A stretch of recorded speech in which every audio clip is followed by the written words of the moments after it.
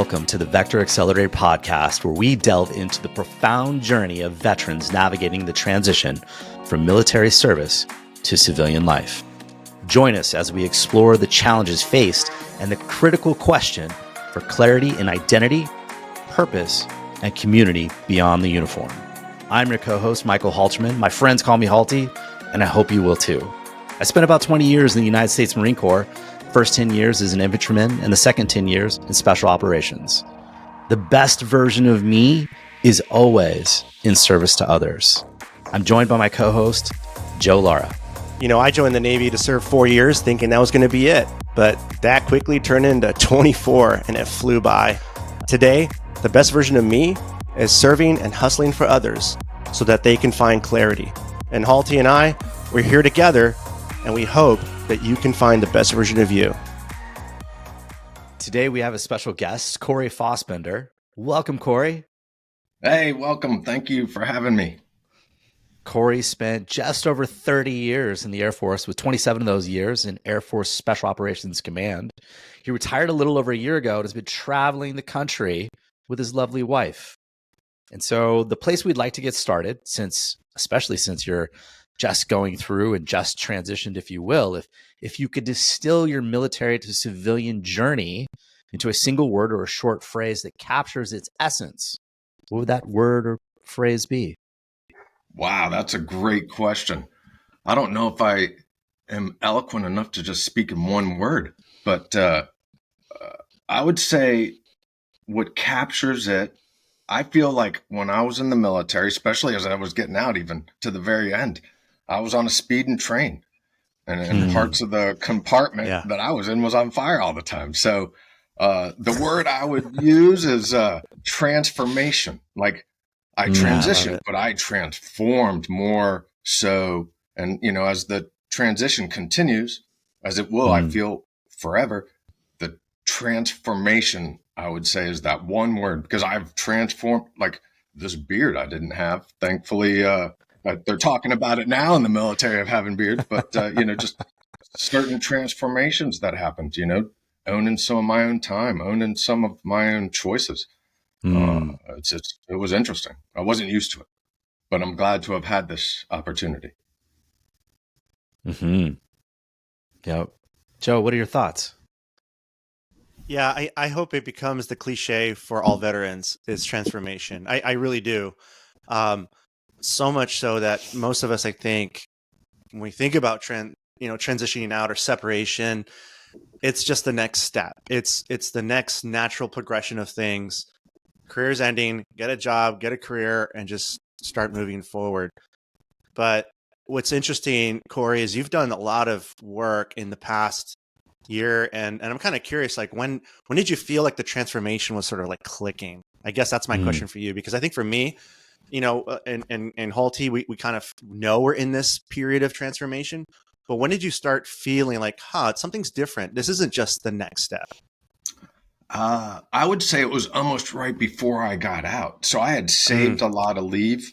I don't know why it wasn't, you know, beneficial to me to save that much leave. So I had some time off to do, you know, the out process and then things like that. So I didn't have like a comp time off, you know, I had actual leave. So, you know, a little bit more untouchable. So I would say I felt like I was still in, you know, because people needed me. I was still getting phone calls, you know, and it was, there was no transition. So I felt the transition, I would say probably maybe 4 or 5 months after my actual retirement ceremony, you know, and I was working through all the other, you know, logistical things that you have to do and administrative stuff. That's when I started realizing, like, okay, I don't have to be anywhere, or people, I don't have the responsibility that I owe to people necessarily like you would in a job or the military. That started my transition. Like, oh man, I have time for myself now and time for my family. So I think when I chose that time, that transition, to focus on the family, I guess, and share my time, which I hadn't done for so long, unfortunately.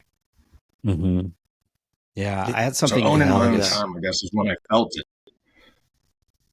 Yeah, something analogous happened during, my transition. I'd finished the giant checklist that the command required and, big Marine Corps required and all of those things. But the transition was still happening. I was still figuring out who I was. And I remember literally 4 years down the road, 4 full years, I woke up in the morning and I realized my mortgage is being paid. I feel good about my job. I'm fully becoming this new person, or maybe I've become this new person who I'm supposed to be, who's taking care of responsibilities, spending more time with his family, and all of those things. And it was a full 4 years down the road, though, as it continued to unfold. Yeah, I feel that's fair because I still have things unfolding as well. So it's going to continue, I think, for myself at least. Mm-hmm. That's so awesome. I love the fact that, I mean, definitely both you gentlemen have dove into the whole self-reflection piece. And that's really what this chapter is all about, is a lot of reflection. Some folks wonder, like, why reflect? I think what's really awesome, and this is basically my first question for you, Corey, and then also kind of you, Halty, is in the reflection is the essence of your core beliefs. It's where you start figuring out your values and what matters to you, your principles, and like, where did you develop them and where did they come from? And those types of questions come from that self-reflection in your backstory. And so for Corey, for you, how did the self-reflection impact your overall transition journey as it pertains to beliefs and core beliefs? I would say that in the transition, going from, and I would say shedding the responsibilities that I had, I realized that, and that was as I was leaving. So I'm, the tail end, that my priorities had shifted. So my values of who I was didn't change, but the priorities of those values changed. So I was able to, unbolt from that job or the military and be a husband, be a father, be, a brother, son, more so than I had in the military. And I would say as a regret, that I had in the military is that I always worked and that was the priority versus staying in touch or visiting family and friends. Yeah. Mm-hmm. Interesting. Yeah. I found, going back to really being specific about the reflection, because it just kind of came up. It's New Year, and I just downloaded the new whatever for iPhone, the new version or whatever, and just putting it out there that iPhone has its own journal now.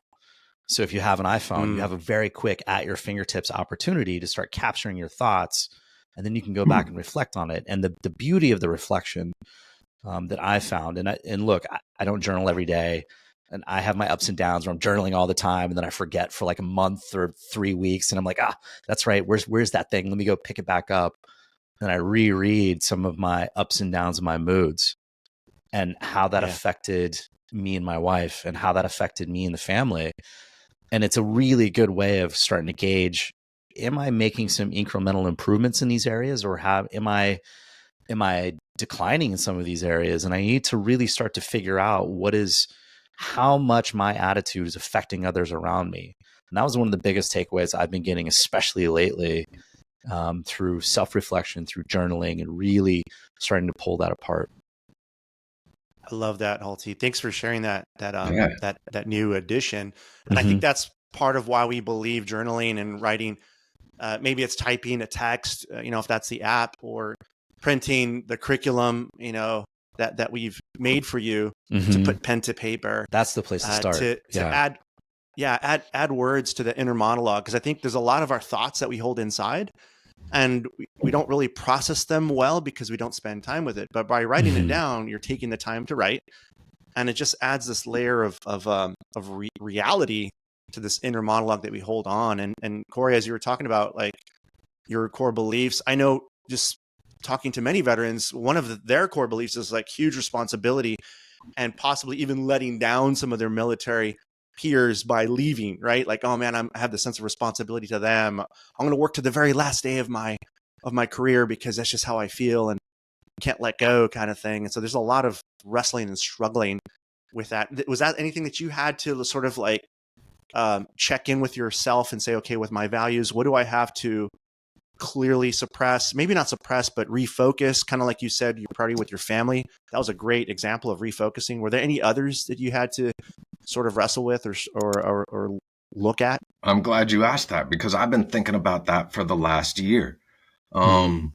Speed. So yeah, I went from that racing train that was, on fire in certain compartments, to, having my own space or having my time. So owning that space and time.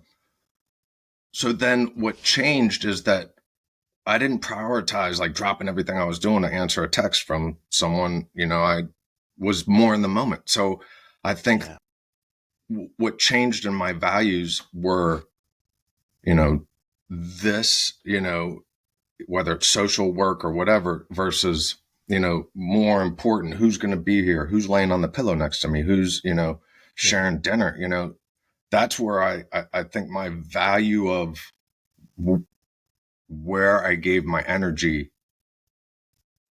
that's what changed. So and kind of back to that priority, I prioritized, where am I going to value that time?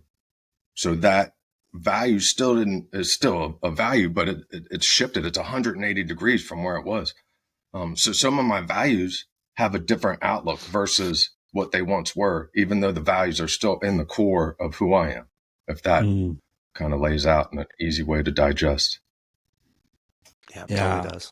So do you think, allocating your time now and then how that affects how you feel about who you're becoming, spending more time with your family, spending more time with your wife, how do you think that's it seems reciprocal as you spend more time with that special person? And for anybody out there, it could be your kids, it could be your soulmate, it could be your partner, whoever it is, right? But now you're allocating more time. So Corey, if you could maybe talk through how that's changed things for you and how you've started to feel differently about yourself. Absolutely. And I'll kind of weave it in with what you said about, how you were, getting your takeaways from journaling. For me, you have the military background, I'm expert in the military planning process, expert in, decision making, all the different problem solving techniques. Those were tools that I still use in my civilian life. But when it comes to how you react, how you, where you put your energy in, attitude, like you said, Halty, so good or bad. And you could see that that's a social, entity as, one person, a strong person, even with a lot of charisma, can change everything, change the dynamic of your family, the dinner table, simple chores, being more present now. So I don't feel that I was present all the time, because I was always mind racing, and I always used to call it, the rats in the skull running around. I was thinking about this report, this, military action, this, as I'm, sharing my time. I wasn't sharing all my time. I was sharing a portion of it with my family or friends or whatever, just like a lot of other folks that have those racing thoughts or racing mind like I do. You're constantly going, you're nonstop thinking about, everything. But after the military and that transition and that transformation, now I'm present. Like I don't walk around with my phone anymore. I don't have two phones that, one's for work, one's for, personal or whatever. I'm not on my email all day. I'm present for my wife. I'm present for whatever we're going to do. She's working and, I support everything we can for her to be successful. And then after that, we go and hike, we go and swim or go out kayaking or something like that, whatever the weather conditions will allow us to do. So being present and getting rid of a lot of those electronic ties or leashes, whatever you want to call them, has helped me incredibly. It's changed my life, to be honest with you. Yeah, I love that. I think those that are listening, there's some veterans that are probably maybe even have a sigh of relief just hearing you say, wow, that's actually an option. That's a choice. And I think it just reminded of one of the very first chapters in this curriculum is priorities. actually taking the time to choose what speed do I want to live moving forward, Right. or where am I going to spend my time? And there's going to be some veterans that are just wired a certain way where, no, I'm good. I'm okay with the speed. I just want to redirect my energy, and Right. that's good too. I think what's awesome is just hearing your personal example, Corey, of what's helped you navigate this time. And man, you just sound really like it's like a healthy sort of vibe I'm picking up for sure. I just greatly appreciate you sharing where you're at with that. Um, the next question I have is about values and the decisions, the decision making ability that you had in the military. You used your values, your core values, obviously the military's values, to help make some tough decisions. And I guess that's the question: is can you provide insights for our veterans to practically integrate their core values into decision making, specifically amongst the stress and uncertainty of transition? Like, how can they pull from those values to help them in the movement of going forward as they consider separation and that process and that new stage? I would say the first step, and this was the toughest for me and still is the anxiety, and anxiety to me is me betting against myself. And I still have anxiety, but I'm still like, all right, ultimately everything always works out, for the most part. I don't want to jinx myself or anything, but, but constantly, you're running through all the iterations of what can go wrong or your end state, the intent you're trying to meet. For veterans getting out, I mean, you have to plan. You have to have some kind of roadmap. We have a roadmap for everything. You got your Google, you got your Apple, whatever it is. You have a roadmap for everything. And if you don't have a roadmap, those stress levels and that anxiety, is going to be, insurmountable because you don't know what's on the other side. But if you have, transition courses, our opportunities through the Vector Accelerator and that program was neat for me. Like I had such great time talking to you guys, and that helped me out a lot. Just having conversations with humans that have similar experiences is incredible. Peers are incredible. If the peers aren't helping, like for me, we had folks that were coming back that were 4 months out, 3 months out, so that we could have these, and it was pretty informal, sit down with everybody to say, all right, hey, you'd have 20 in the first, informal kind of meetup. And then, before long, you got a bigger auditorium because everybody's, wanting to know whether it's, 5 years, 10 years, or someone wants to get out after serving 4, like you got to have a plan. And, sometimes I don't because I like to see how stuff works out. I mean, I like shooting, for at least 80%, and we'll get to 100 somewhere along the line. If not, we're going to the next 80%. But having a plan, having a roadmap, I mean, it's the military planning process. You don't have to go into the, depths of it, but, plan whatever you're going to do. Like I still, even as I try to figure out where I'm going to live next, which is Sunday, I got to plan that out.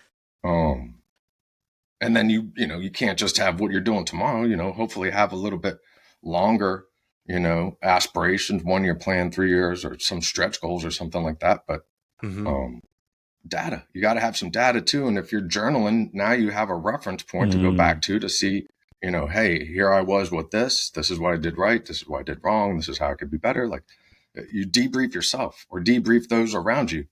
We debrief in the military after a mission. We don't just finish the mission and then, you turn the game off. Like you still got to get back to the base. For sure. Yeah. Have you found any value in having, excuse me, you talked about planning in depth and having a plan. Have you found any value in having multiple plans, right? So you've got your primary, your alternate, your contingency, and then the emergency, which nobody wants to use, right? And those are the PACE plan, like we use a lot in special operations. Have you found value in doing that, or you just stick to your primary? No way. I pace and pace and pace. There's even probably a couple extra E's, that I put on there. because anything can happen. We know that life is, a whirlwind of experiences, and sometimes they're great and other times they're not. And you can learn from all of them. But having that plan, having that primary, alternate, contingency, emergency, like ultimately as something to find a place to live, like I could sleep in my car or sleep somewhere on the, park bench. Hopefully don't get rolled up or whatever, but that's probably your H on your ABC plan, Right. But having just options, and discussing that with the folks that you're around or you're traveling with. Like my wife and I have these discussions, daily, and I want her to support what she wants to do, and I want to support what she wants to do, and I want her to support what I want to do. So, and if it doesn't work out, you debrief and, hope, the next mission's a little bit better. And then through the process of planning, have you found that it reduces the anxiety? Because you're addressing the fear kind of up front that's right there. Because transition as a whole can be anxiety inducing because it's just this big thing. But as you start to plan, you can identify, this is what I'm actually fearful of. I'm fearful of failure. Right. Well, how do I not fail? Have you found through the planning process and building plans in depth like that, you can start to reduce anxieties and fears? For sure. My wife wants to plan. She wants this laid out. So there's no, there's P. That's it. A, C, E are mine. But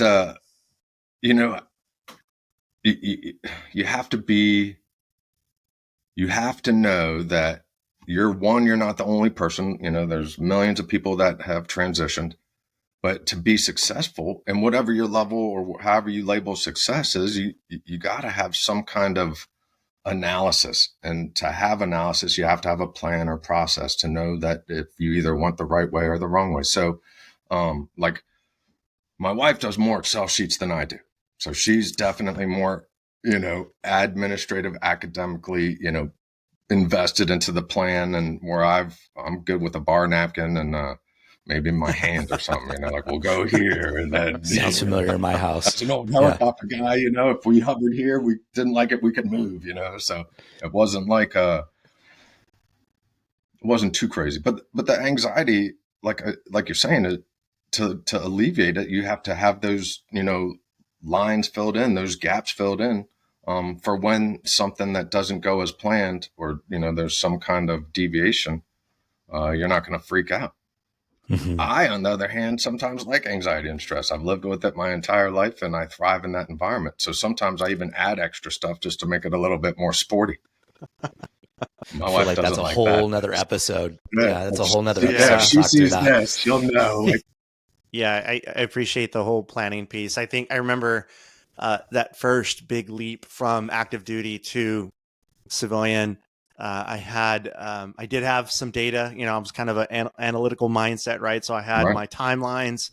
I had by this, 90 days, 60 days, 30 days kind of thing. And then planned out 6 months and 1 year, and it didn't always hit the plan. I think that's the reality. Right. And so when it comes to self-reflection and looking at your values, I think that's very similar to the military. How many times were we planning for a deployment and all of a sudden now we're rushed to deployment because something happened in the world that's causing us to surge, or our budgets are cut in half because the government is shutting down or whatever. There's always something that's unforeseen or even kind of predicted, and you always have to adjust to get the mission done. And I think this is just a realignment of your values to get the mission done, but you're the mission, your family's the mission. That's right. And hopefully you're the number one priority. So I think that's what I definitely learned from part of it. You're absolutely right. And the opportunities that you can see that you didn't know were there because you've already had kind of the plan laid out, even though, the plan's not a plan until you run out of time to change it. But you're there, you've got the footsteps, you got the path ahead. So then you can find new opportunities. Whereas if you didn't plan, which is okay too, but you can't expect, solid results. You got to expect, chaos. Got to work it. That's right. So think of like your experiences in the corporate world or the military, you've got the smart folks leading things. They're not just one person. They're surrounded by a team, so my transition wasn't just about me or, I had a team of friends and my wife and family. Like there was a team of way smarter people than me, helping me and helping that anxiety, indirectly or sometimes directly. That's awesome. Great reference to the transition team chapter, because that's really what that's all about, is realizing you're not alone. There's people that care about you, that are cheering you on, and they're sometimes directly involved, especially if you're married to them, right? So, Yeah, absolutely. Don't do it alone. This is let's go ahead and land the plane, Corey. This is a great conversation, but while we have you, any final thoughts or inspiration for those that are listening to this, to you, and you have an audience? What would you like to do to or say to inspire the folks that are going through this time in their life that is full of anxiety? I would say that, and there's a great amount of transition things out there, courses for everything, military, college, you name it. There's transition opportunities to learn through these courses. I learned a lot through you guys, and you guys changed my life. Wow. Because it gave me opportunities to think of things that I wasn't thinking about. And, you guys have your perspective, and then you add in another member and they have their perspective. It's invaluable. Things like that. No matter how smart you are, if you want to go fast, go alone, but if you want to go far, you got to go as a team, and building that team, from the beginning, not just, all right, I'm getting out, I need a team. Like, hopefully you've had a team this whole time, and now you get some experts out there, kind of like the analogy I use where, leaders surrounding themselves with experts. Surround yourself with those experts. And then pay back. Yeah. Love it. One of my favorite quotes from a veteran who landed very successfully and is still doing very well. He said, "Send the elevator down." When that's a great way to find success, but then realize you didn't do it alone. And there's a lot of brothers and sisters that are that are transitioning all the time. And so when you can, pay it forward. So that's awesome. That's right. Charge that hill. That hill. Yeah.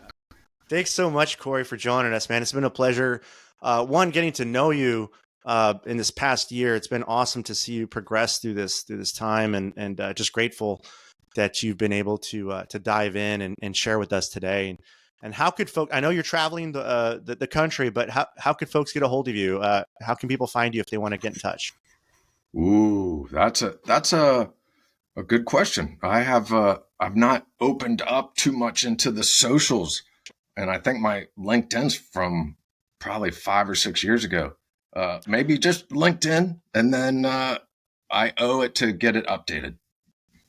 There you go. No worries, Corey. And I think that's another thing too, right? There's no pressure here to be accessible to all. But I do appreciate that, Corey. Thank you again so much for joining us. Thanks for having me. Yeah. You guys are amazing. I knew it from the first day I met you, Halty, and we had a good time, man. I think I was running around like my head was cut off, but you guys were awesome. Thank you. Yeah. And so I just want to tell everybody here, transitioning from the military to civilian life, it's super challenging, especially that first leap from active duty or maybe reserves or from the guard, wherever you're at, and you're about to jump forward. It's challenging. But we just also want to remind you, it's not necessarily just about finding a job. There's so much more at stake here. And what's really about is rediscovering yourself without the uniform and crafting a life that brings genuine fulfillment.